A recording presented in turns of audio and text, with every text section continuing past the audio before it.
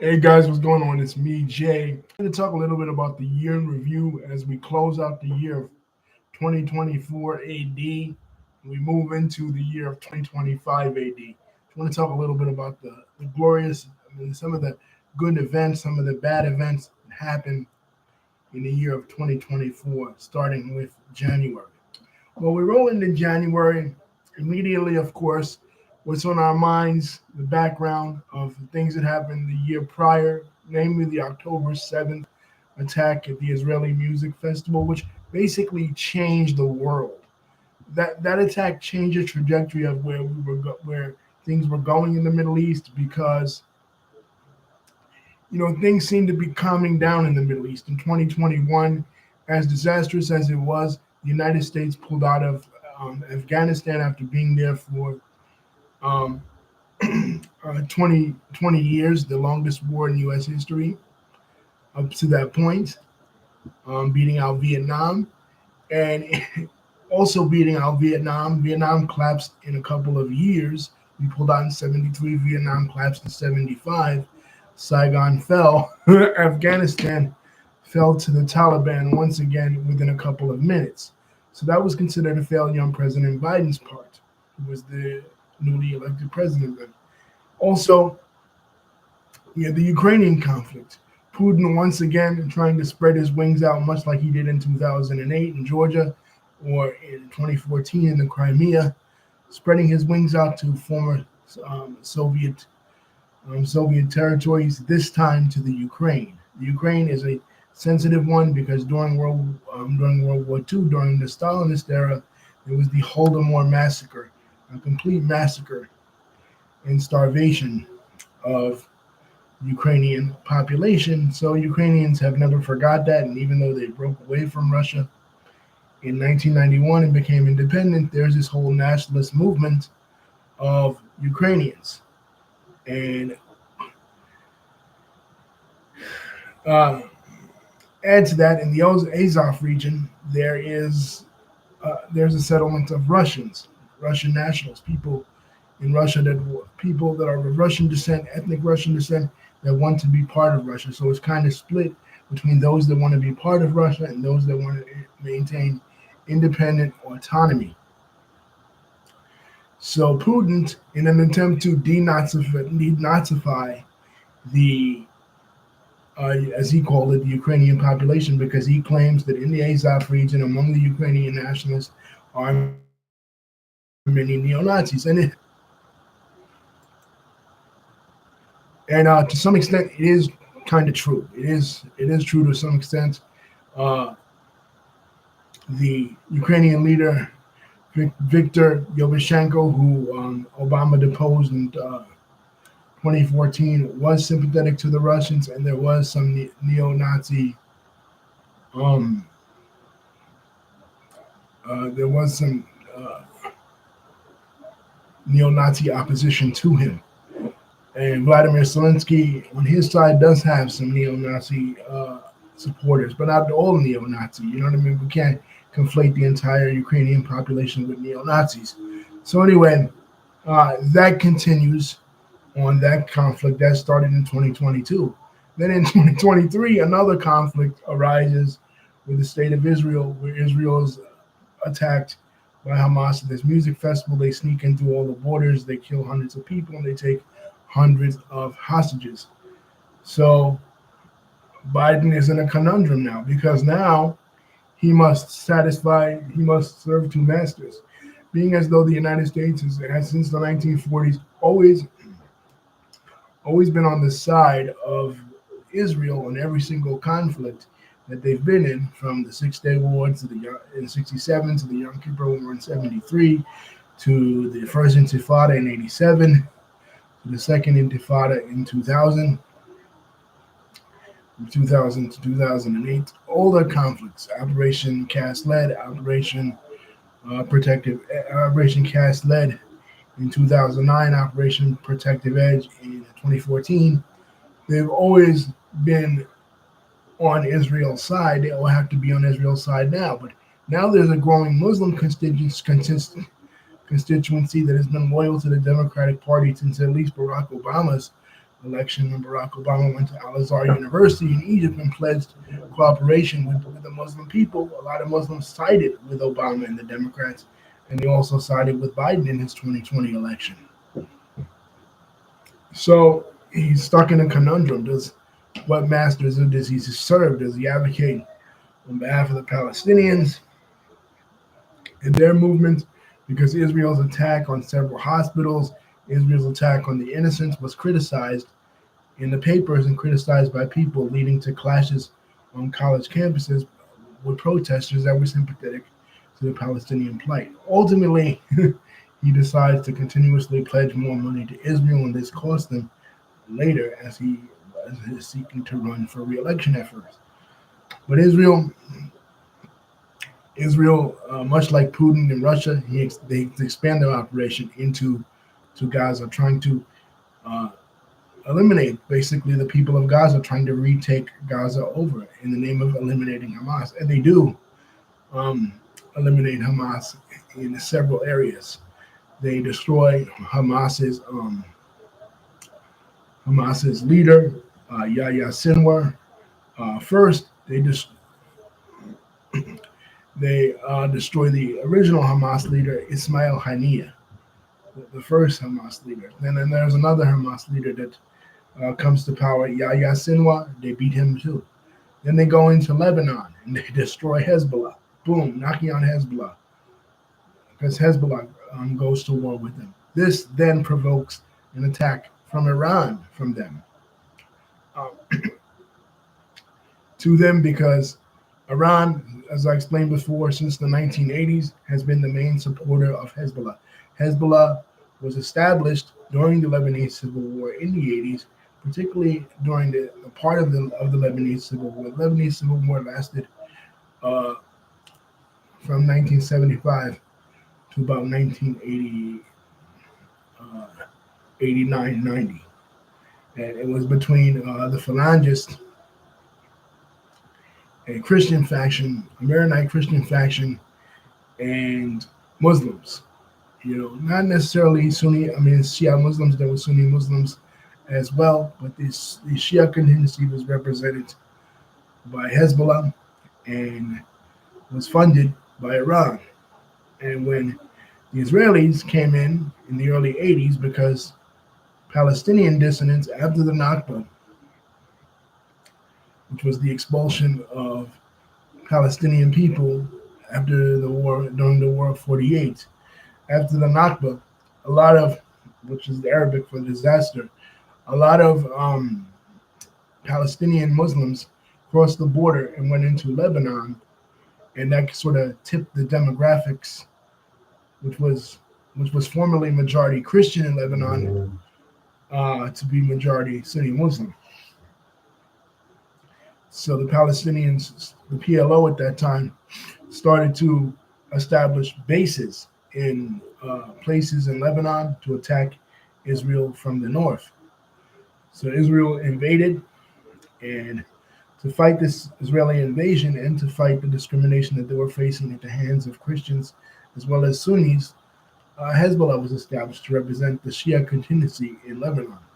And seeing as though Iran in 1979 became a Shia state, they would send money to all Shia militants fighting in Lebanon, and the Houthis in Yemen fighting in their civil war against the Sunnis, which are backed by the Saudis. Iran basically became the representative of Shia Islam in the world, representative for the Shias. But now Israel takes out their leader, Hassan Nasrallah. Boom. So all this money that Iran is sending is no more. Iran's having its own internal problems. There are problems in Iran. It's going to war with Israel in a proxy state. It's funding the Houthis in Yemen, but it's also going through its own internal strife, because with the death of the former leader, Ibrahim Raisi, in a plane crash, And last year, there was this whole debate in Iran with the women refusing to wear the hijabs, refusing to cover up, kind of rebelling against, you know, the Islamic rules. So Iran is having its own internal strife, and it can't continue to stretch itself way too thin. Now, with Hezbollah out of the way, what then? So that creates a vacuum in the Middle East. Israel begins to become more and more powerful, knocking out everybody, knocking out uh, Iran's proxy in the Middle East, knocking out Hamas, basically taking out Hamas. ISIL is no longer a factor because Trump in his last administration basically destroyed ISIL or ISIS or Daesh by taking out Abu Bakr al-Baghdadi, and Biden basically in 2022 when he killed the last remnant of Al Qaeda's co-founder Ayman al-Zawahiri. So all these leaders are being taken out either by the United States or by Israel, and it seems like Islamic fundamentalism is crumbling all around us. So it seems. But as this is happening, Israel is facing a lot of criticism from the West. Again, protesters on college campuses, people like Norman Finkelstein, Jewish people, people like Bernie Sanders, complaining about how Netanyahu is treating the bombings of Rafah, the bombings of Children's Hospital. We're seeing images every single day of Palestinians being tortured, and the Israelis in the Israeli lobby, like AIPAC, is just gaslighting us, telling us in the Western media that, oh, everything is okay, everything is cool. And we're looking at these two genocides.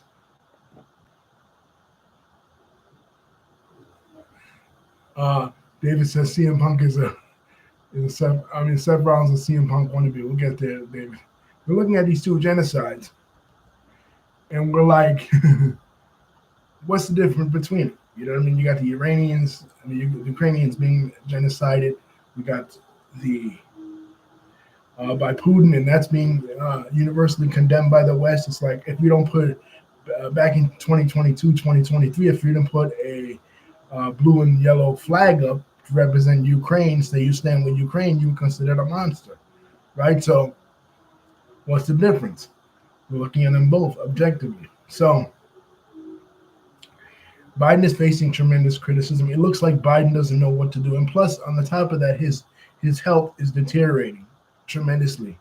In the middle of the year, he goes into a debate with Trump, and he completely blanks out. Like, they ask him a question, and he's just like, he doesn't know what he's talking about. He's completely lost his mind. So, in the middle of the election, what the Democrats do is they force Joe Biden out. They say, look, you have to drop out of the race. So he announces that he will no longer seek the nomination for the presidency of the United States, and he will hand it over to Kamala. Now, we find out later that the Democrats wanted to primary, and specifically Nancy Pelosi wanted to primary and pick somebody else. She wanted Gavin Newsom, of course. She felt that he could defeat Trump. But they don't do that. They go with Kamala Harris, and she has a terrible campaign. But what's going on with Trump? Trump is running for re-election. They're trying to do everything they can to stop him. 34 felonies. They're piling it up on him. Fraud, the thing, money laundering with Stormy Daniels, the election fraud out in Georgia. He gets into a verbal spat with Fani Willis, the Attorney General out there in Georgia, where they uncover that she was having sex with somebody involved in the rapper Young Thug's trial. It's crazy shit. But they're throwing everything. They're throwing everything in the kitchen sink at Trump, but he still keeps gaining popularity. There are other people running like Vivek Ramaswamy, Nikki Haley, others in the Republican primary, but nobody is as good as Trump. And he's giving a speech in Butler, Pennsylvania, and boom, Thomas Matthew Crooks, this crazy kid, lets out shots, shoots him right in the ear, right? Weeks away, like almost less than a week away from the Republican National Convention where he would be officially confirmed as a nominee. He gets shot in the ear, and there's an assassination attempt on his life. But he doesn't stay down. He doesn't grovel. He gets up, bloody ear and all, screams, "Fight! Fight! Fight!" And he goes on and he fights. And there's another assassination, another assassination attempt on him in his home in Mar-a-Lago, which is thwarted. So he he's fighting it all literally, and Republican National Convention goes on. It's a crazy event. Hulk Hogan is there. Hulk Hogan gives a speech. He gives a wrestling promo basically, where he says, when they tried to assassinate my president, I said enough is enough. And he rips his shirt. He has a MAGA shirt underneath. Great stuff. Dana White gives a speech. It's just crazy. The Trump re-election. But Biden just seems like once they kick Biden out, it's like he just seems like he doesn't care anymore. He's at this one rally. They give him a MAGA hat. He puts the MAGA hat on. He feels like he's happy in a way. It was kind of like he was betrayed by the Democratic Party. Of course, he doesn't campaign for Kamala. Kamala runs like one of the worst campaigns ever. She has Megan Thee Stallion up there twerking in Houston. She brings out Beyonce. She brings out Fat Joe.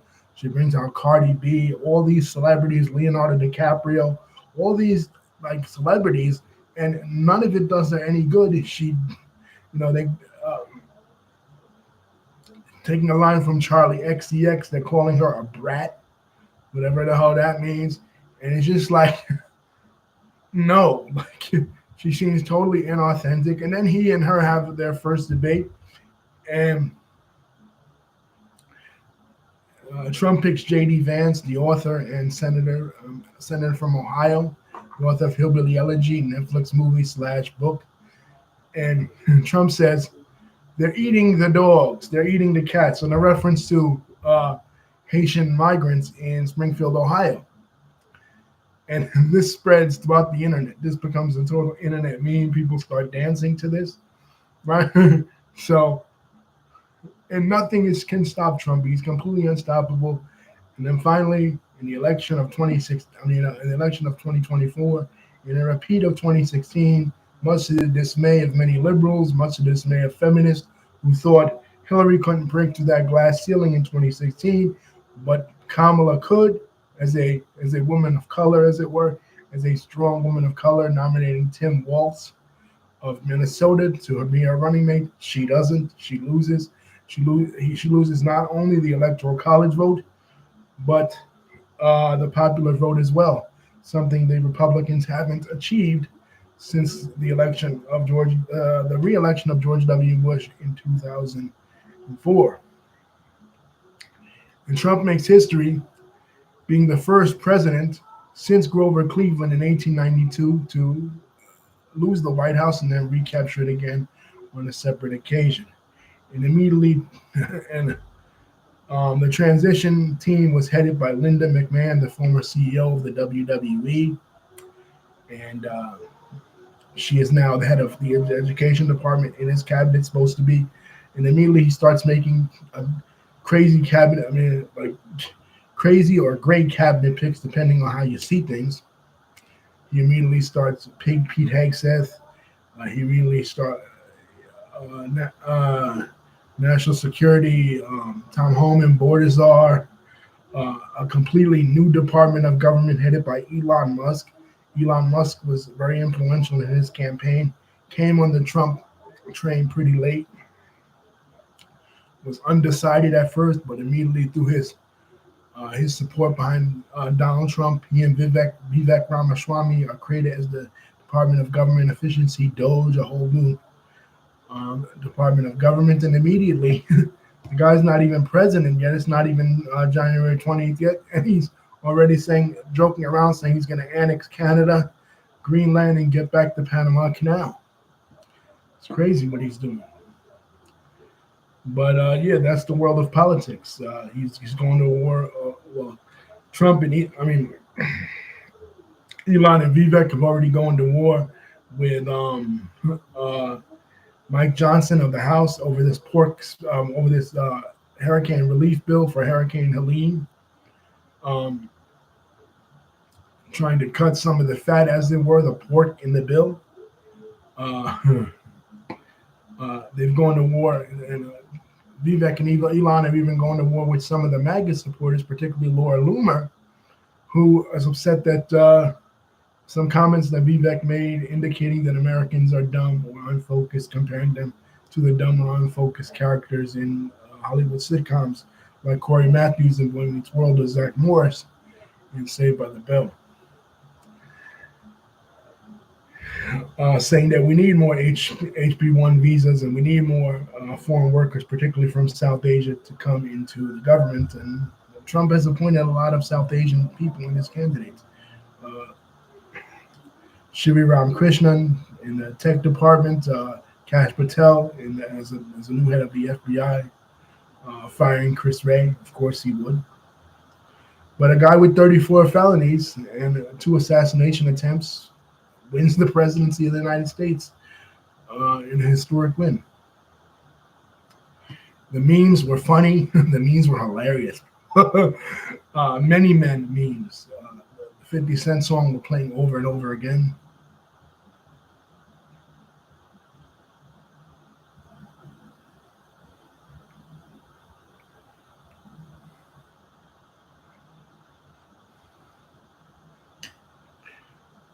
But 50 Cent refused to perform at the RNC, and I don't think he'll be at the inauguration. Refused to let Trump use it, but it was all over the internet. Many men wish death upon me, Lord in my door. And I can't. It's funny stuff, man. Switching gears to rap, to music in general. Music this year was a crazy year in music. First of all, because the kings of music, one of the kings of music, P. Diddy, Sean P. Diddy Combs, was hit with crazy charges. As we know, his ex-girlfriend, Cassie, sued him for sexual assault, and we saw it on the video, him beating the shit out of her in that hotel with a towel on, kicking her and everything. And then more stories started to come out. People starting to say that Diddy sexually harassed him, and then this caused the government to raid Diddy's house, and it looked like they were raiding some big-time drug dealer or some kind of terrorist or some shit, like coming with army tanks and everything, and they found like 1,000 bottles of baby oil in his home, and he was arrested and locked up. Now, he hasn't been brought to trial yet. We don't know if it's any of this is true, but most people assume that it is true. He earned the nickname the Diddler. People are wondering, what he did with Justin Bieber, what he did with other people. Usher, that was under his wing in the beginning of the year. Cat Williams goes on Club Shay Shay and says that all these entertainers are going to be brought to task. He starts calling out Ricky Smiley. He starts calling out Steve Harvey. He starts calling out Cedric the Entertainer. All these people that are against him. He starts naming names. And one of the things he says is, P. Diddy wants to party, but you got to tell him no. So the TMZ releases a documentary about P. Diddy and his notorious parties, and everybody in the entertainment industry becomes shook about what is actually going on with Diddy. You know what I'm saying? Like, here is this guy who's been a mainstay in the music industry since the early 1990s, working with Andre Harrell at Uptown Records, and now he is being taken down, for these charges. All it took was his ex-girlfriend to bring him down. And now people want to bring Jay-Z into it now, because Jay-Z is also being accused of sexually assaulting a young woman when she was 14 years old in 1999, along with P. Diddy. And there's photos of P. Diddy and Beyonce and others at these Diddy parties. So people, much like Epstein's list, people want to know exactly who was at these specific P. Diddy parties. Also in rap, another thing in rap. This year featured one of the greatest rap battles in history, in the modern history. And that is the rap battle between Kendrick Lamar and Drake. Now, Kendrick Lamar and Drake's beef has been going back since Control, back in 2010. Kendrick, was new to the game and he was just firing shots at everybody, and Drake was on top of the game at that time. So, he kind of let the beef, dormant for a while. Kendrick did his thing, Drake continued to do his thing. Then there was this song last year called First Person Shooter that came out, and Kendrick was supposed to be on it at the last, and it mentions him. It mentions him in the song, and he declines to be on it, and he comes out with Like That featuring Future, where he dissed both J. Cole and Drake. It's like something line with something to the effect of who's the best MCs, K. Dot, Aubrey, and me. Saying J. Cole basically indicating that Drake, Kendrick, and himself are, the best MCs in the game. Kendrick doesn't like that. He comes out with the Like That record. He dissed Drake. Then the beef is on. And then Drake released Family Matters. And then people think Drake won, and automatically, immediately, Kendrick hits him with Not Like Us, and that becomes the song of the summer. And that just annihilates Drake. Drake loses all momentum. Like, there's nothing that Drake could come out with that respond to it. Drake, Metro Boomin, a producer, even dissed Drake with the BBL Drizzy shit. He tried to flip it with a song with Sexy Red, You My Everything, by saying that he's BBL Drizzy because he be flying girls out to give him BBLs. Nah, Drake. You just lost all credibility, especially even with somebody like me that's been following you since 2009. Not Like Us record was just too big, and Kendrick continues to be on a roll, dominating the charts as the year closes, like being the biggest hip hop artist in the game right now.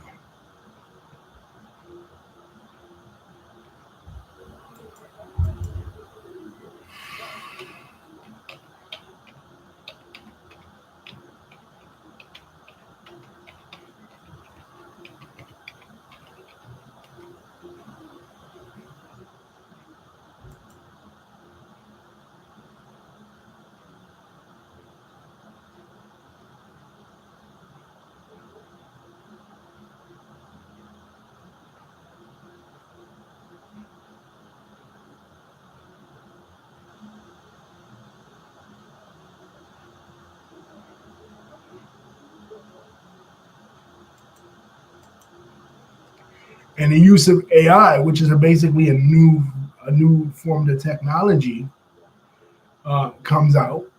And on the track Tailor Made, Drake indicates that Drake uses the AI voices of both Snoop Dogg and Tupac in order to diss Kendrick. And then in one song, Meet the Grams, and 616 in LA, and Not Like Us, Drake, Kendrick basically calls Drake a pedophile. You know what I mean? A PDF file. So it got really personal between the two, but in the end, Kendrick won, and Kendrick now, he performed at the Juneteenth performance in LA, had all the gangbangers up there, the Bloods, the Crips, all sets of the Bloods and Crips, kind of a unity movement for LA and LA's, street culture. It was a really beautiful thing. We did a video on it, so forth.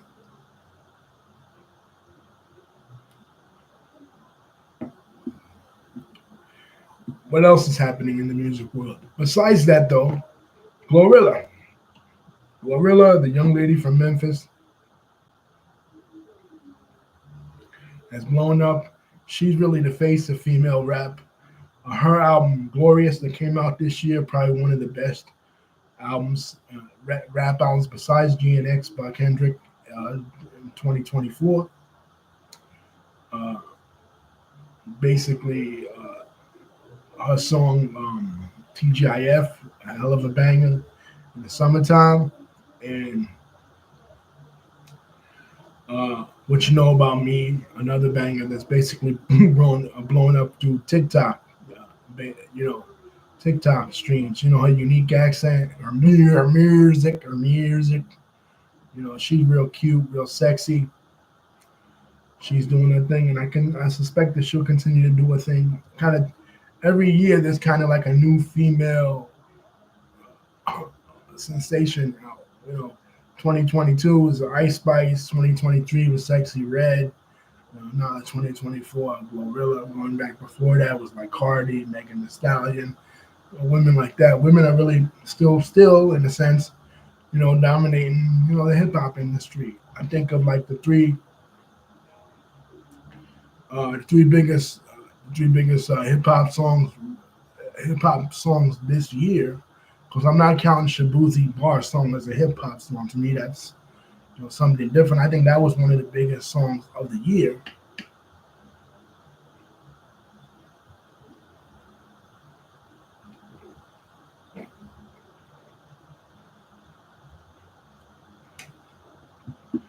You know, no doubt.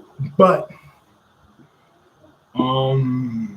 that to me was a country song. And that was another thing. In this year, in 2024, country kind of received a country music went through a renaissance, despite the death of Toby Keith this year. Right, country music went through a renaissance because you had Shabuzi, which I guess is quasi country, like country pop. You had Luke Combs was on the charts from last year in the beginning with Fast Car, his remake of Fast Car. You had Toby Swims. You had Morgan Wallen with two songs. I Just Want to Love Somebody or Love Somebody, and with his collaboration with Post Malone, I Had Some Help, which was at the top of the charts. You had Lady Gaga and Bruno Mars. Lady Gaga and Bruno Mars coming both back to the charts. Lady Gaga had a kind of a mixed bag this year. In terms of movies, she had a horrible year because she co-starred in the Joker remake with Joaquin Phoenix, and that was a flop. But in terms of music, her and Bruno Mars hit late in the year with "To Die with a Smile," which was a pretty good song. You know, which also had like a country vibe. Breaking out this year too, a breakout star with other than Not Like Us. Not Like Us was in the urban category, the hip hop category.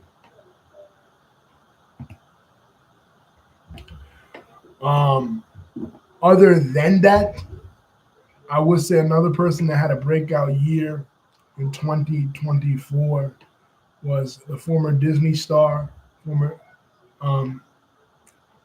star of Girl Meets World, the Boy Meets World spinoff, Sabrina Carpenter. Had a breakout year this year with a lot of songs on the charts, particularly Espresso.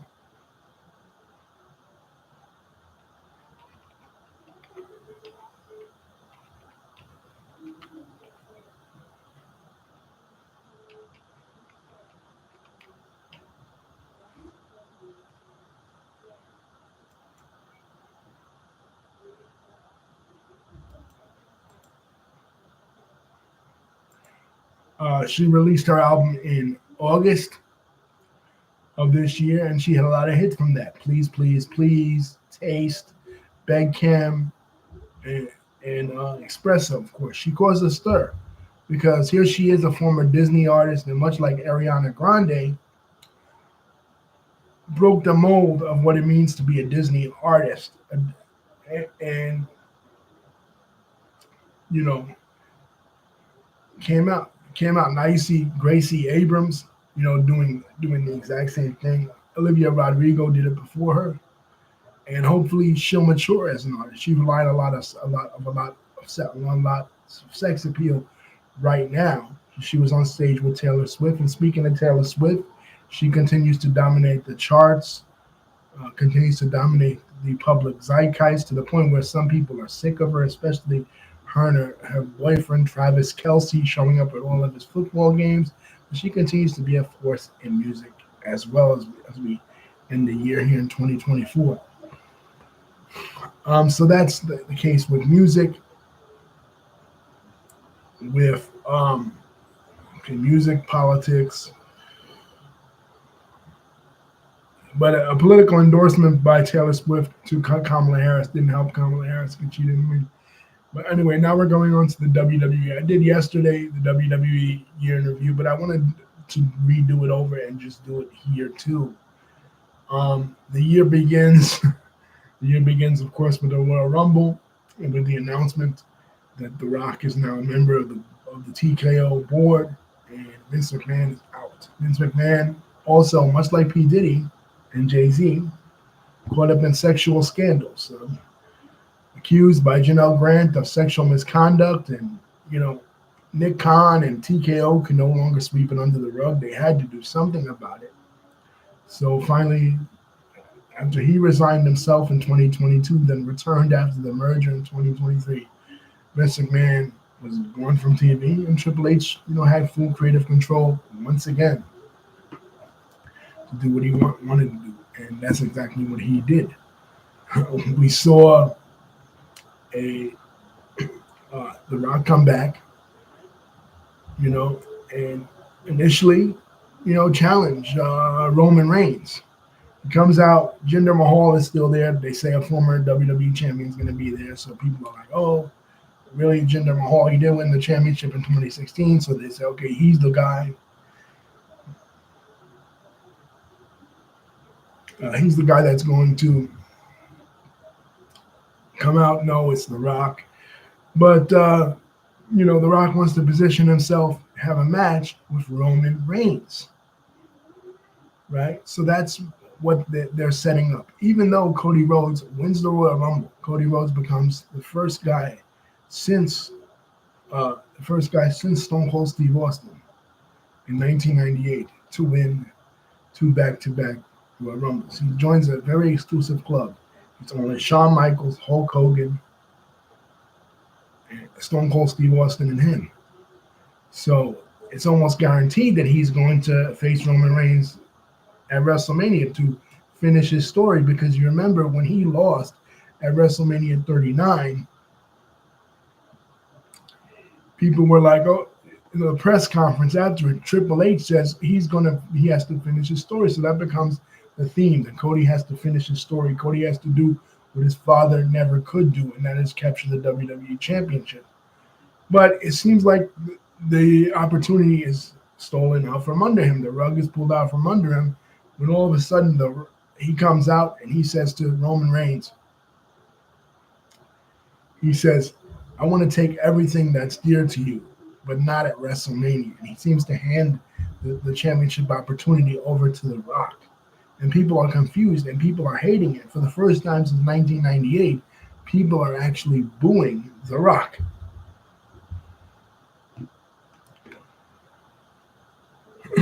People are actually, Rocky sucks, die Rocky die. This is reminiscent of when he first turned heel and joined the Nation of Domination back in the day, right, in 97. So what happens? They have a press conference in Vegas, this huge press conference. At first, Seth Rollins, who's the world heavyweight champion at this time, offers Cody a chance to face him. They have history. They face each other at WrestleMania 38. Seth Rollins took him out at Hell in a Cell 2022. They have history, so there's a precedent for it, and the people like the chemistry that both Seth Rollins and Cody have.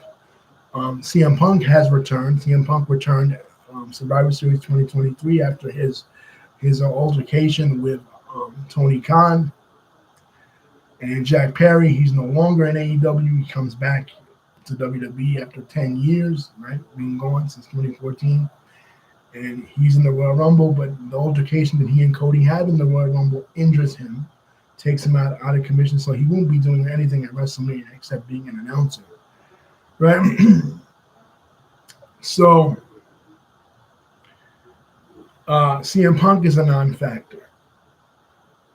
So they have this press conference, and The Rock and Roman, they're finally hyping up this Rock and Roman Reigns match, which has basically been in the works since Roman Reigns won the Royal Rumble back in 2015, 10 years ago. The Rock came to his aid. They were in Philly, and they're returning to Philly at WrestleMania 40. So people think, oh, well, and this was also historic because in 1999, this was the first time The Rock main evented a WrestleMania with Stone Cold Steve Austin then. So people think, oh, he's going to come back and he's going to win the WWE Championship from Roman Reigns. They're hyping it up, right? What happens? Cody Rhodes comes out and says, no, forget about what I did and said unto you on SmackDown. I will still want my WWE Championship opportunity that I'm promised. By virtue of winning the Royal Rumble. And the fans raise a stink. The fans, we want Cody, hashtag we want Cody, basically like the Yes movement.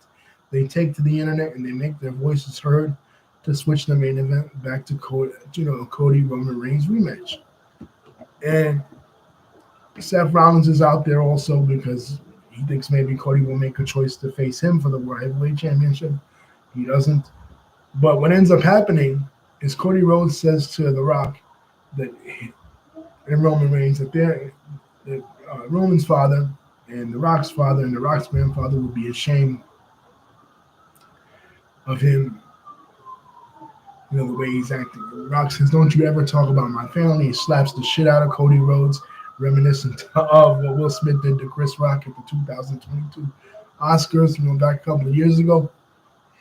And The Rock is here. And he comes out, and Roman Reigns says The Rock is the newest member of the Bloodline. And The Rock shines like he hasn't shined in years. He's the final boss Rock. He's come down in a hybrid of Hollywood Rock in 2003 and 1998 Rock. Corporate Rock, and he really is the corporate champion this time around because he is part of the corporation. He's part of the TKO board. He's cut some of the best promos of his career. There's just one time when he says, he's about to say, you smell The Rock is cooking. And then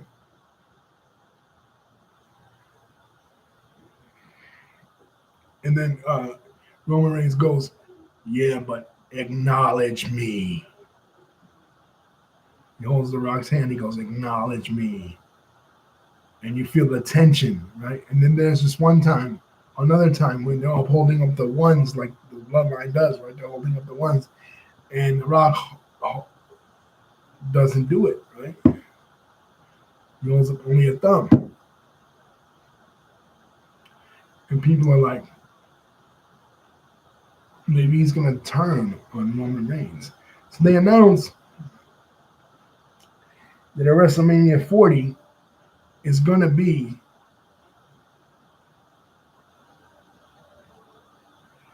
The Rock and Roman Reigns teaming up to take on Seth Rollins and Cody Rhodes in a tag team match. And if The Rock and Roman win that tag team match, it'll be Bloodline rules. Anything goes with the Bloodline coming out. And of course, this is a disadvantage for Cody, because what cost him the year before from finishing his story of interference by Solo Sikoa. He hit him with a Samoan spike. So they go to WrestleMania. They look like the odds are stacked against their asses, and they lose. But Cody now uses night 2 in the match against Roman. He uses the bloodline rules to his advantage. Because even though the bloodline's coming out, the Rock's coming out, Solo Sikoa's coming out, the Usos are coming out, they're all coming out to help Roman Reigns. Cody has his own help. Cody has John Cena. Cody has Seth Rollins. Cody has The Undertaker. Now, many people wanted Stone Cold Steve Austin. Stone Cold Steve Austin would have made a lot more sense. But anyway, he has The Undertaker as his final boss to take on The Rock. What also happens? The Shield music hits, and Seth Rollins comes out in his whole Shield outfit. We think it's all probably Jon Moxley quit AEW. He's come back to WWE, and he is the member of the Shield that's going to come out. No, but it's Seth Rollins, which makes perfect more sense because when Seth Rollins turned on the Shield and turned on Roman Reigns, he hit Roman Reigns in the 10 years before that in the back with a steel chair, and Roman does the exact same thing. Sort of a callback. But it's an amazing match and an amazing moment. Samantha Irvin had an amazing call on that night. With that. And Cody Rhodes becomes, your undisputed WWE champion. The Rock and Roman Reigns both take off for months and months in WWE. Roman, needs time to recuperate. He's been champion for years and years now. He needs time to take off. Before that, he was, his leukemia was in remission. He was going through a lot of stuff, so he needs the time to take off. And while he's taking off, Solo Sikoa takes over the bloodline. And he starts to kick out the Usos. He starts to kick out Paul Heyman. There's this one time in Madison Square Garden, Paul Heyman's hometown. He's a New Yorker, Madison Square Garden. Heyman looks disheveled, and he's finally tired of being picked on by this supposed tribal chief, Solo Sikoa. And he goes, I do not acknowledge you. You are not my tribal chief. I acknowledge that you are. And then the new bloodline, Tama Tonga and Tangaloa and Jacob Fatu,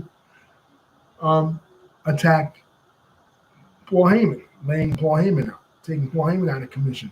So they're basically running roughshod over the whole WWE. And it's not till SummerSlam that Cody Rhodes finally faces Solo Sikoa. And he wins. And who comes out to help him? Roman Reigns. Roman Reigns is now a babyface. So now Roman Reigns is back as a babyface, and he's back to reform the original bloodline. Jey Uso is doing a lot of things on Raw with the Yeet stuff. Jimmy is not really around, but he's doing his own thing. And Roman's trying to get the band back together, which he does. So it becomes an issue of original bloodline, OG bloodline versus new bloodline. That becomes the main crust of the storyline that will lead into Survivor Series. What else is happening? Well, like I said before in yesterday's video, this is the most international year that the WWE has ever had. It really branched out. You know what I mean? Elimination Chamber, they were in Perth, which was good for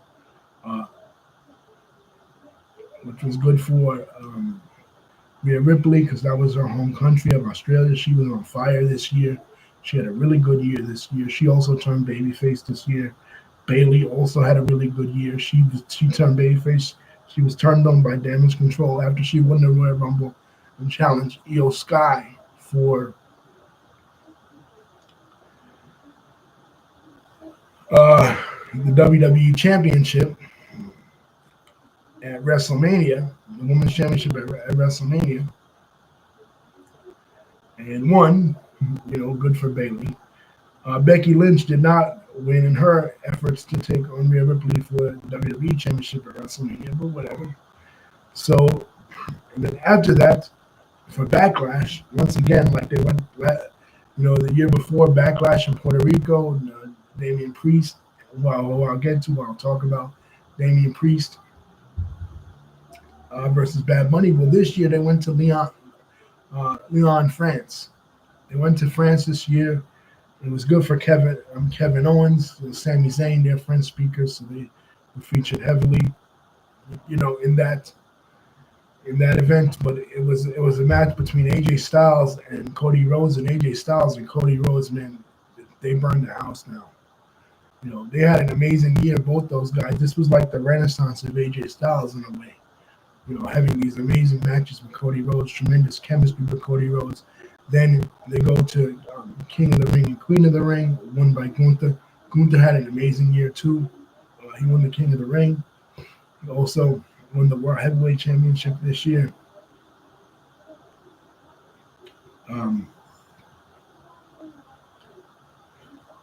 He went Crown Jewel. He took on Cody Rhodes.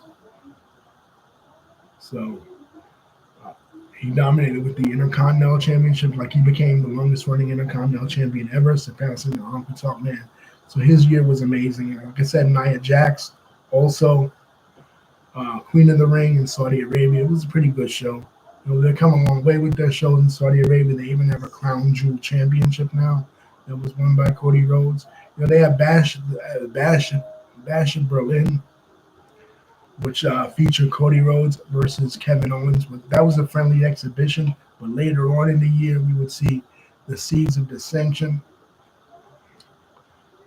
sow themselves between Cody Rhodes and his former friend Kevin Owens, as Kevin Owens is like, well, I've been here fighting the bloodline. I've been the one taking on the bloodline all these years and months, and now Roman Reigns comes back, and now you all of a sudden, you're kissing his ass and everything.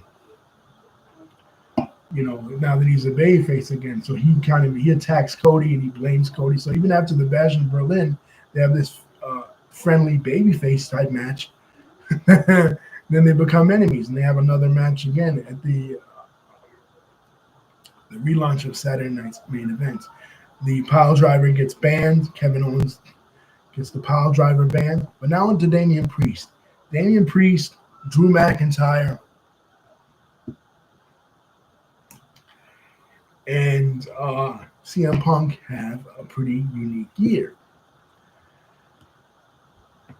As I said, CM Punk was not allowed to wrestle at WrestleMania. Unfortunately, Phil, 10 years gone, and, he left the WWE because he didn't have a WrestleMania match that he felt was worthy of his caliber. They were going to give him WrestleMania 30 against Triple H. He said, no, that's not the main event. He was shafted the year before, the match with The Undertaker. They said, the match with The Undertaker was the main event. No, it didn't go on after Rock and Cena, so fuck that, he said. And that was the reason why one of the reasons why he left, as he spelled out in Colt Cabana's podcast. Well, he wasn't going to make it at WrestleMania 40 either 10 years later because he was injured. But he was a commentator, and him and Drew McIntyre have been having this back and forth banter with one another. So Drew McIntyre is taking on Seth Rollins. As David mentioned Seth Rollins. Seth Rollins and CM Punk's stories kind of intertwined because when CM Punk came back, at Survivor Series 2023, it was Seth Rollins losing his shit because, basically the way the story is being framed is that when they were going through the war, which is the Wednesday Night Wars, 2009, part of 2019, part of 20, when AEW had a lot of steam and a lot of momentum before there was a lot of problems with AEW, people were saying that the WWE was stale and AEW was really kicking their ass. Like when Cody was still in AEW, when Luke Harper jumped to AEW, when Andrade jumped to AEW, when Rusev jumped to AEW, all these jump shifts to AEW, like 2009, 20, 21, and even 22. And then finally with CM Punk himself, after 7 years of being gone from wrestling, jumped to AEW. Seth Rollins is kind of like The Rock and John Cena feud, but John Cena accused The Rock of leaving the WWE and abandoning the WWE universe or the WWE audience at that time. It was kind of like that, where Rollins was going on these press releases and basically saying that CM Punk was a sellout. CM Punk was just trying to do this for his own personal gain. So to see CM Punk come back, he says under a new management, new regime, but that's bullshit because that's just kayfabe. Vince was just forced out now. CM Punk was back before Vince was officially forced out. So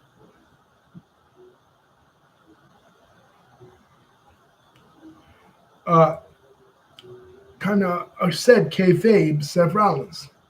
You know what I mean? So, but CM Punk was injured, so we couldn't see CM Punk versus Seth Rollins at WrestleMania. And then Drew McIntyre starts to taunt CM Punk. So CM Punk is a commentator in the Seth Rollins Drew McIntyre match. And Drew McIntyre becomes the second person in WWE history to win this version of the WWE Championship. But Damian Priest cashes in his money in the Damian Priest cashes in his money in the bank seconds later, thanks to interference from CM Punk. He cost Drew McIntyre, right?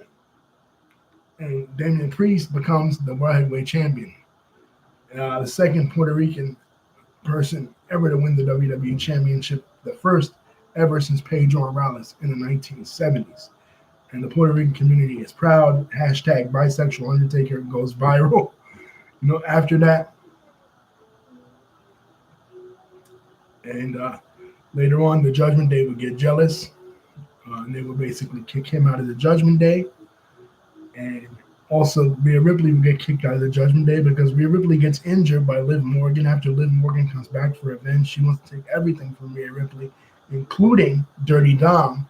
She begins to seduce Dirty Dom. Dirty Dom helps her capture the championship. And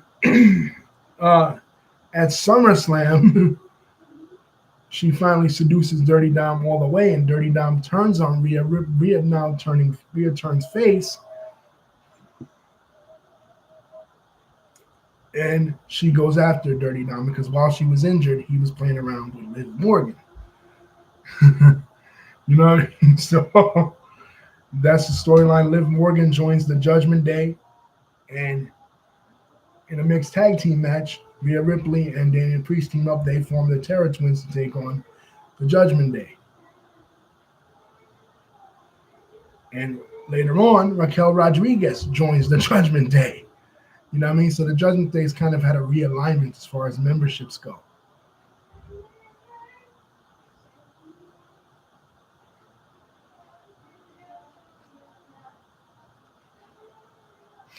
So that's the story with the Judgment Day. But with the Bloodline, the second faction in WWE right now, there's a new Bloodline and the old Bloodline. So what happens is that Roman Reigns has burned so many bridges in WWE that nobody wants to team with him. Seth Rollins doesn't want to team with him. Kevin Owens definitely doesn't want to team with him. Nobody wants to team with him, right? To be the newest member, because the Usos have rejoined the Bloodline. Sami Zayn has rejoined the Bloodline, but nobody else wants to team with Roman Reigns for this Survivor Series War Games match. So Paul Heyman reemerges, and Paul Heyman says he got the guy, and the guy is CM Punk. CM Punk's returning to the ring, right? He's done a whole bunch of things throughout the year. He was the special guest referee in a match with Drew McIntyre, costing Drew McIntyre once again. Right, he had a tremendous match, cage match, Hell in a Cell match at Bad Blood with Drew McIntyre, probably the best match of the year, capping off their feud. So him and Drew McIntyre have been going back and forth. But now he's returning to the ring at Survivor Series. But Paul Heyman promised him a special favor. And to this day, we don't really know what that special favor is, but thanks to him, the new Bloodline wins War Games. The OG Bloodline wins War Games. The new Bloodline is joined by Bronson Reed, who, thanks to giving out too many tsunamis, is out and won't be seeing WrestleMania. So that's it for Bronson Reed.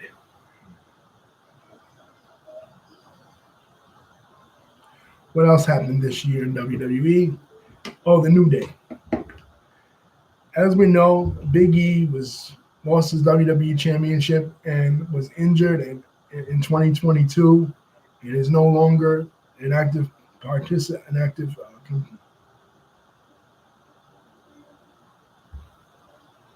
an active competitor in WWE anymore.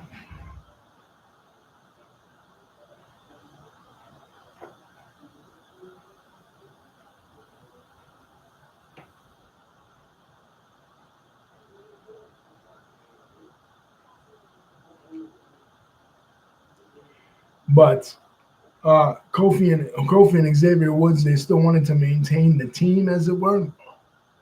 So what they did,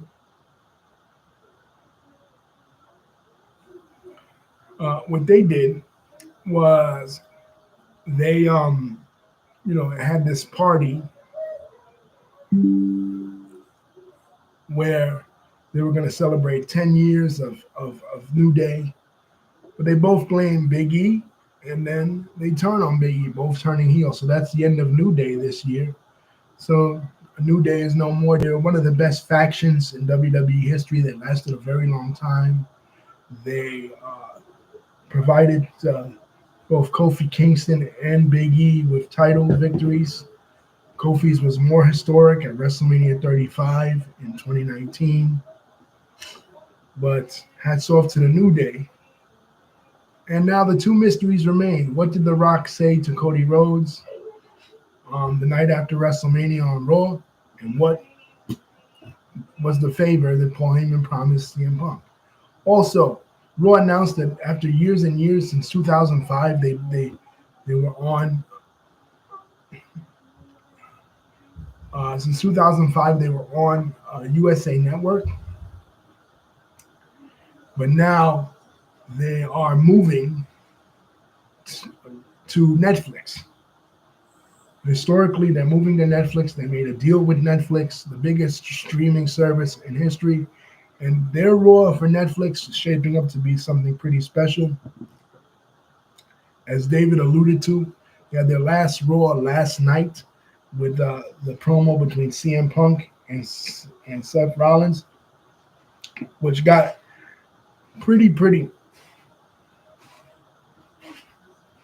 It's how much away? How much? 175. Pretty personal, as it were, between those two guys. And I'm looking forward to 2025, January the 6th. What a day. What a date they picked, though. January the 6th.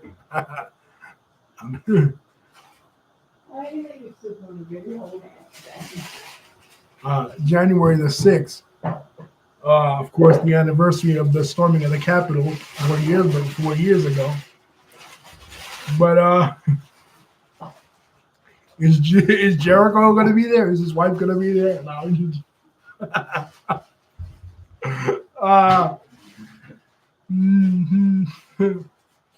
But I'm looking forward to that Raw on Netflix. They have John Cena coming back. They may have Hulk Hogan coming back. They may have The Rock coming back. They may have pulling out all the stops. Basically, this is a showcase for WWE to show to the most mainstream audience that they've been. People say that 2019 was a showcase when Friday Night SmackDown debuted on Fox, and they kind of showed out with that. They had The Rock come out. They had Ronda Rousey, Brock Lesnar. Brock Lesnar regained the championship, defeating Kofi Kingston in a resounding win. But I think more people watch streaming now in 2024, going into 2025, than they watch network television. All people watch network television, and WWE is trying to reach out to a younger audience. As far as UFC, UFC has been pretty uneventful. I feel like UFC kind of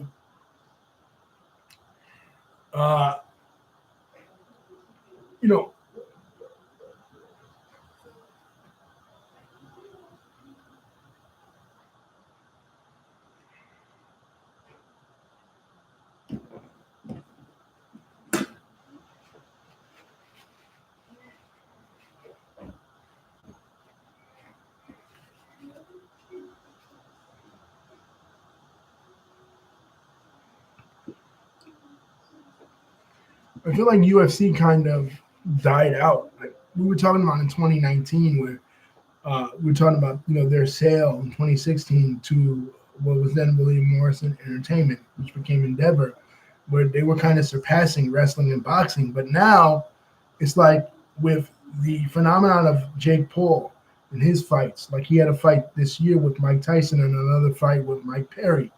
That the fight with Mike Tyson scored a bunch on Netflix. We watched it, we reviewed it. It was atrocious. Many people feel like it was a scripted fight, but at the same time, you know, boxing has kind of experienced a sort of resurgence. Wrestling is WWE has experienced a resurgence. They call it now the Renaissance era, but UFC hasn't. You know what I mean? Like Conor McGregor now, who was UFC's biggest star at that time when we were making the video, we talked about his crossover with Mayweather in 2017.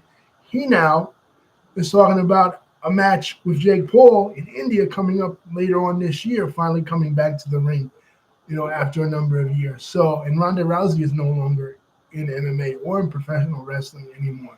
So the tide has kind of turned. Like UFC had a very uneventful year this year. You know what I'm saying? Like John Jones fought like once, right? And he came out with Trump. I think he fought Tom Aspinall, I think. Like the biggest influence that UFC has had is through their commentator, Joe Rogan. Some people say Trump being on that 3-hour podcast with Rogan was one of the things that tipped the scales in Trump's favor, going on all these podcasts, like with not just with Rogan, but Rogan's endorsement kind of tipped the scales in favor of Trump.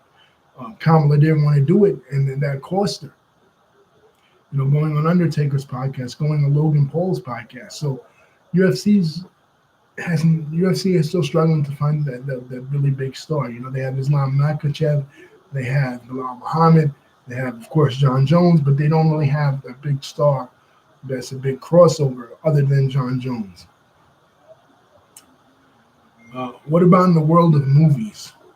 The world of movies, there was the writer's strike last year, so movies kind of suffered, and they were only really Oppenheimer and the Barbie movies that really people were talking about. But this year was supposed to be the sequels. This year was supposed to be the strength of the sequels, the strength of the prequels, and coming out with this. But really, it really wasn't. A lot of the sequels were pretty good, but Dune 2 flopped, Joker flopped. Wicked did really well. Wicked, the 2003 adaptation of the 1901 book, L. Frank Baum's book, which of course is a prequel to the 1939 movie Wizard of Oz, starring Judy Garland. This one starring Cynthia Erivo and Ariana Grande. And the press tours that they did were pretty weird. Like they were doing some really weird shit when it came to their press tours. But the movie was pretty good. I watched it. I enjoyed it. Mufasa flopped. That was hugely hyped up. Star Wars, their shows, The Acolyte flopped completely. Star Wars needs to just stop doing all this stuff and just regroup. Since 2017, since The Last Jedi, they haven't had a hit at all. You know what I mean?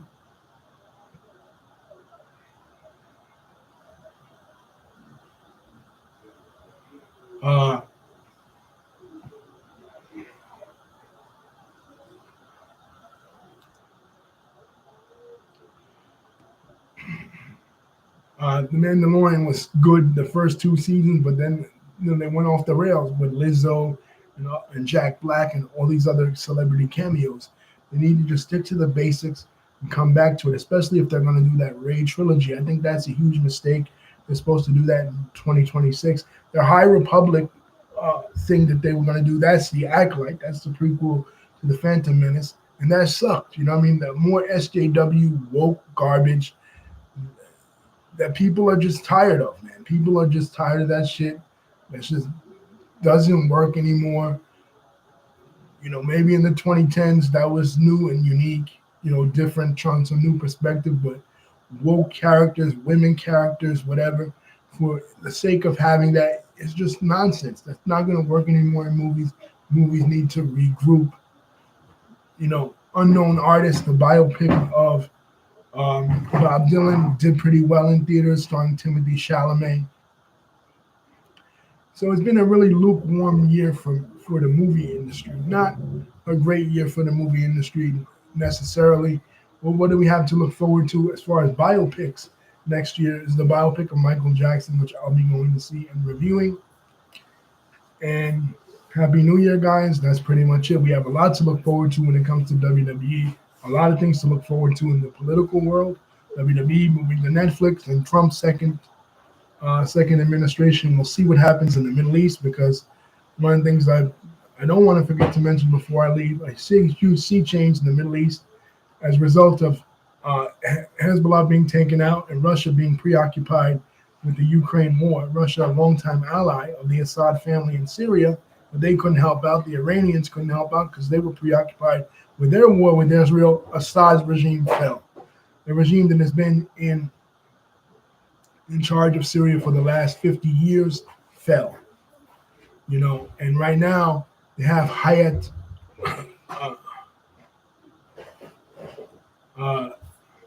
Tahrir al-Sham, HTS, which is headed by Abu Muhammad al-Jalani. And many people think that he is lying. He's telling the press that he'll be a moderate leader, but many people think it's kind of like when the Taliban took over in 2021. Like, they're not going to be moderates at all. They're going to be, extremists. They're going to go back to their old ways, and that's kind of that's different for Syria, because Syria is a more cosmopolitan country with different ethnicities, different religious communities that exist in their nation, more so than a virtually homogenous nation like Afghanistan. So we got to wait and see. And then Turkey's a huge player, because Erdogan in Turkey wants to sweep in and take over the complete north, which would be bad for the Kurds. But hey, situations have always been bad for the Kurds. But Turkish nationalism is definitely on the rise, this neo-Ottoman Empire spirit, and it may come to crash with Israel.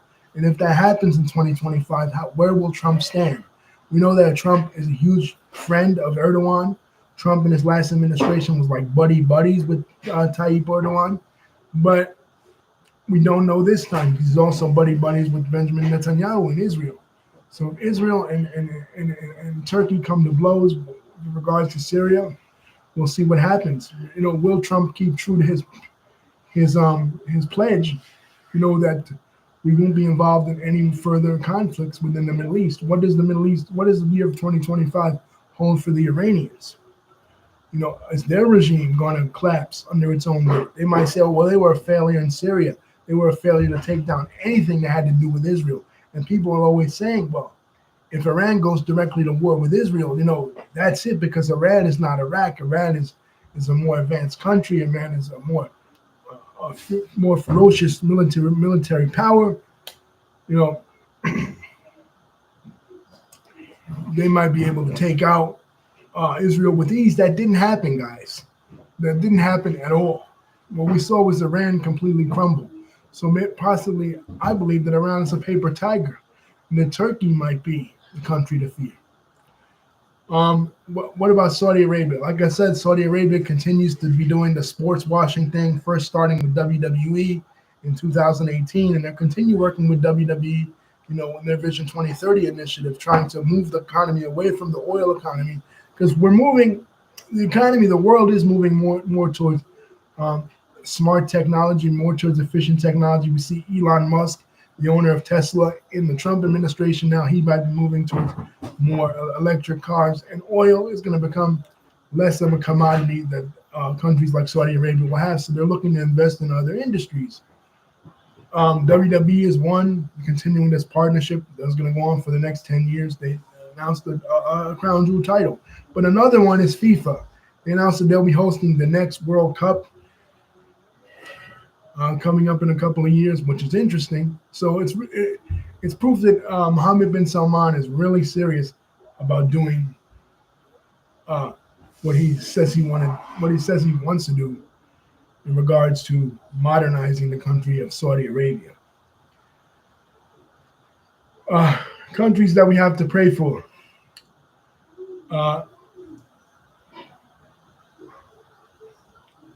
Trinidad and Tobago is a country that we have to pray for, guys. The crime rate in Trinidad and Tobago is extremely high, much like what happened here in the United States with gangs like Trente, Trente, Trente Guaya, and these Venezuelan gangs. If it's happening here in the United States with Venezuela and the collapse in Venezuela's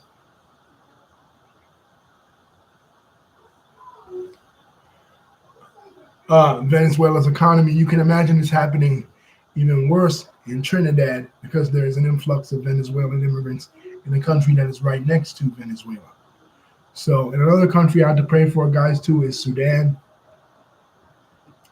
Sudan continues to experience their power struggle that they've been going on, that's been going on for a number of years, between Al-Furqan, who took over for Omar al-Bashir, after he was thrown out in 2019.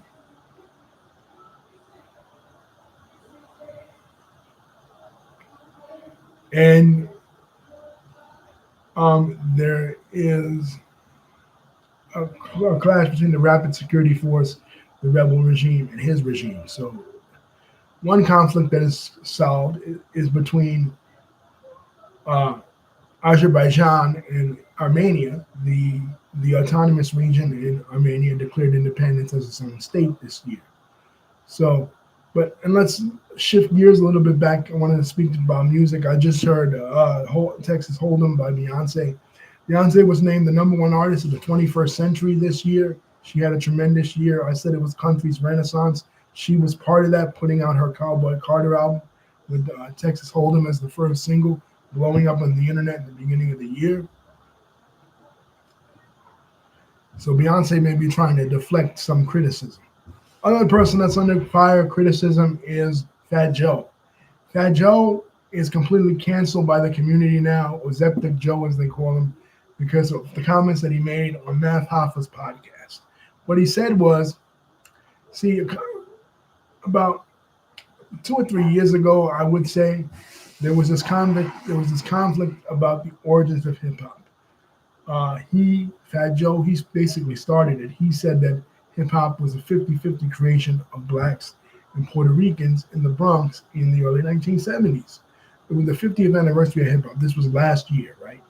And supposedly they say it started at a back to school party at Kool Herc's house in 1973. So Fat Joe comes out and says blacks and Puerto Ricans, right? And then other people like Tariq Nasheed, for example, come out and say, no, it wasn't blacks and Puerto Ricans 50-50, Lord Jamar, Brand Nubian, the same thing. It was just completely blacks and some Puerto Ricans was there. You know, Whip But Whip, Charlie Chase of the Cold Crush Brothers, some Puerto Ricans was there, but mostly it was just all blacks. It comes out of African American culture, or the new word is foundational Black American culture that Tariq Nasheed has begun using to differentiate between African immigrants and what he calls tethers after the 2019 movie Us, starring Lupita Nyong'o. He calls them tethers to differentiate between tethers, black immigrants, and black Americans. He uses the term FBA. That's the term he uses for a lineage. American descendants of slaves is another term, but that's more of a political group. So anyway, what he does, he comes out with a movie called Microphone Check. And this movie basically has the pioneers of hip hop, talking about the Jubileers, talking about the roots of hip hop, musical elements that Black Americans brought with them during the Great Migration to New York, that they inputted into hip hop that had nothing to do with Latinos or any other group. You know, basically refuting this notion. So, but Fat Joe continues on. Fat Joe continues saying, no, it was 50-50, 50-50. He starts blocking people on Twitter. Dr. Derek Colon, who's supposed to be a theological doctor, he's supposed to be a doctor of theology, talking about religion, you know, refuting groups like Nation of Islam, Orthodox Muslims, and 5%ers and shit. But what he comes out with is his refutation. He's saying, no, you know, there was a lot of Puerto Ricans involved, you know, they were involved heavily with different elements, the breakdancing element. And Tariq Nasheed and Red Supreme and all these people on YouTube and Lord Jamar basically saying, no, that's not the case. So the movie premieres, the documentary premieres on Amazon, and Joe Gonzo, who was one of the photographers, gets it banned. And Nobody can see it. Now, fast forward to now, Fat Joe comes out and says, oh, he calls the FBA movement. He thinks the FBA is a movement. He's equating it to like Black Lives Matter or one of these movements. He says on Maps Hoffa's podcast, he's like, no, they're radical black racists. And they're just quote unquote broke niggas, broke N-words, he says. Right?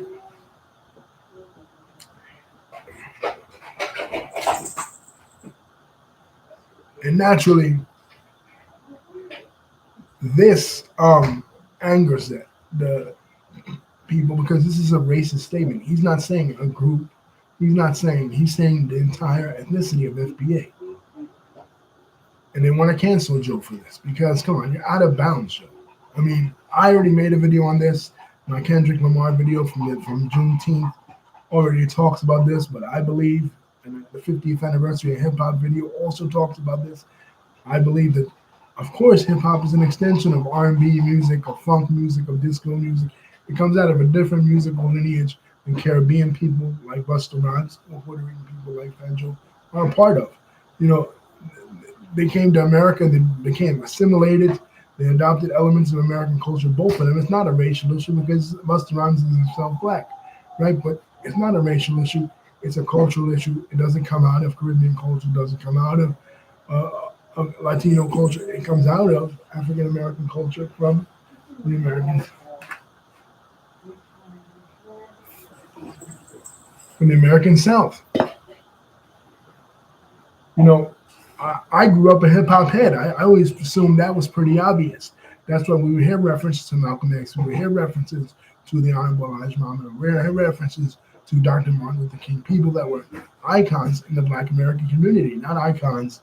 You know, not Pedro Albizu Campos. You know, not Luis Munoz Marin. We wouldn't hear references to those individuals because those individuals, you know, or even Marcus Garvey. Marcus Garvey, yes, we would hear a lot about him, you know, through hip hop, but his involvement with the UNIA, once he came to America, once he set up shop in Harlem in the 20s, nothing he was doing when he was in Jamaica, right? Nothing with the Rastafarian. Rastafarianism wasn't even an element of hip hop. And I thought there was, you know, elements of the Afro-diasporic religions in Puerto Rico, like Espiritismo or Santeria in Cuba, right? I thought this was understood. You know what I mean? I thought this was understood for years and years, watching, you know, learning about hip hop. You know what I mean? But apparently not. Apparently, you know, people feel offended, people feel slighted. You know, people making it like, oh, you're not allowed to rap or whatever. You know, no, that's never been the case. Hip hop has always been a very inviting form of music. Anybody that's talented can succeed at it. You know, you see like with Eminem and Big Pun and everything, but I just feel like Fat Joe was never really all that talented, and he's just riding other people's coattails.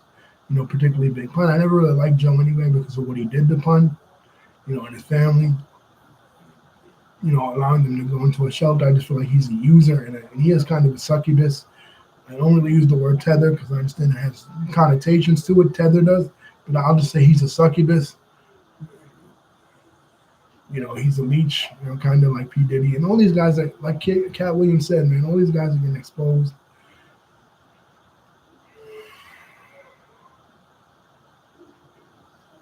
2024 Gladiator 2. Another going back to the movie thing, swinging back to the movie thing quickly.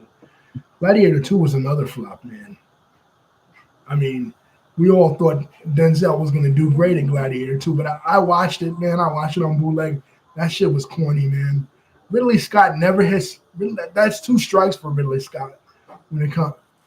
I say 2 because I like Kingdom of Heaven. You know what I mean? But that's 2 strikes for Ridley Scott when it comes to movies about history. This one, Gladiator 2, and the other one, Napoleon, last year. And oh man, I love history. A lot of huge history fanatic, but I just can't watch a Ridley Scott movie because it's so terrible. Like his shits are so terrible. Other than American Gangster, like what historical movie does he have out there that's really good and accurate? And definitely not Gladiator 2. Like they need to pack that away. And then Denzel talking about he had a gay scene in it and they had to cut it out. I'm like, oh man, no, not Denzel too, man. Like they're getting everybody, the LGBT mafia, Alphabet City mafia, right? They're trying to rope everybody in, trying to make everybody, it's fruity. Anyway, we'll see what 2025 has to offer, man. The real guys, peace. Don't forget to like, comment, and subscribe. Love you guys.